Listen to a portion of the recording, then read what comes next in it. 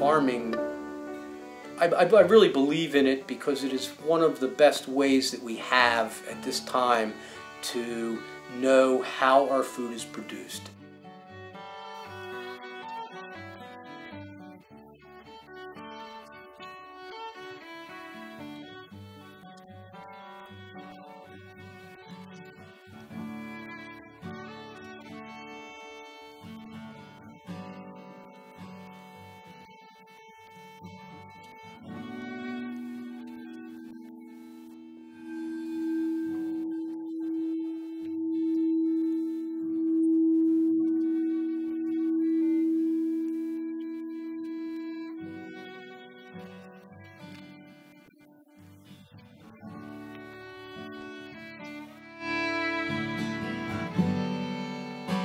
Back in April, beginning of April, there was a MVP open house meeting up in Union.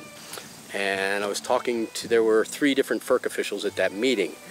And I spoke to all 3 of them. The last one I spoke to, he was responsible, among other things, of making sure that proper vegetation was reestablished on the pipeline corridors after the construction was completed before they would get their certificate of operation to actually start to use it. And I started asking them how they would manage maintenance of that corridor on organic land. And first he said it was just going to be done by virtue of mechanical mowing, and I kind of laughed about, you know, how you're going to mow these slopes of Peters Mountain, for example. And he said, well, they do some spraying for invasive species. I said, okay, well, you can't do that on organic land, so what's the plan then? There are also lawsuits, successful cases, where aerial spraying cannot be done within the drift area of an organic farm. And he said that pipeline companies will usually try to route their lines around organically managed land due to the extra burden imposed by having to develop an organic farm management plan and implementing that plan so as to protect the organic integrity of that land. And the little light bulb lit up, and I said, I'm going to put these 2 together.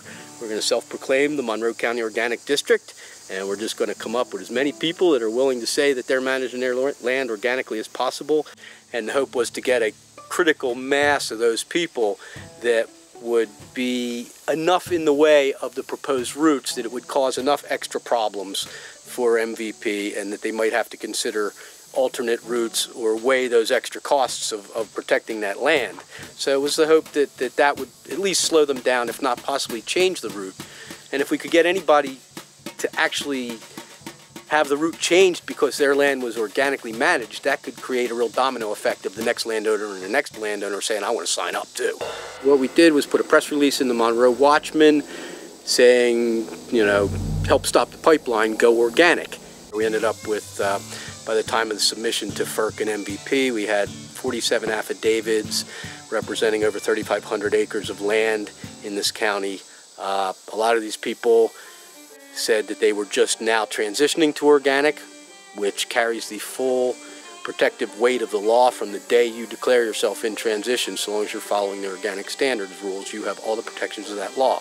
Same applies, of course, to certified organic farms and also to smaller farms that would be marketing less than $5,000 worth of product from their farm in a year. That would be a non-certified organic status. There is no acreage requirement to be organic or in any way, shape, or form. This could apply to the largest certified organic farm on the planet or to your 2 tomato plants if you indeed want to protect your land as organically managed. You know, it's made very clear that FERC does not specifically respond to the people's comments. They take them under consideration in making their ruling. So I wasn't really expecting to hear anything back about this, just had the satisfaction that it had been submitted.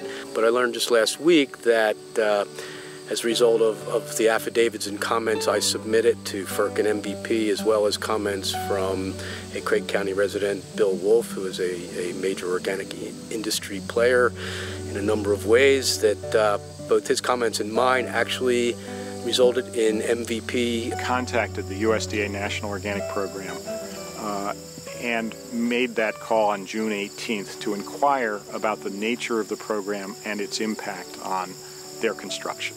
If they choose to use organically managed lands or lands adjoining those that they have some obligations under the law.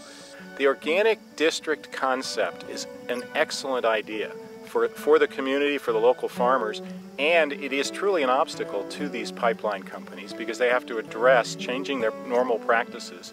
They have to address their herbicide use and how they're going to comply with the National Organic Program. We've just got to use whatever tools we have, whatever is unique about this place or our individual experiences to try to put some next roadblock up in front of this giant corporation, because they are going to run roughshod over this beautiful county if they have their way. We have a beautiful quality of life here, and we don't want to see that destroyed for someone else's profit.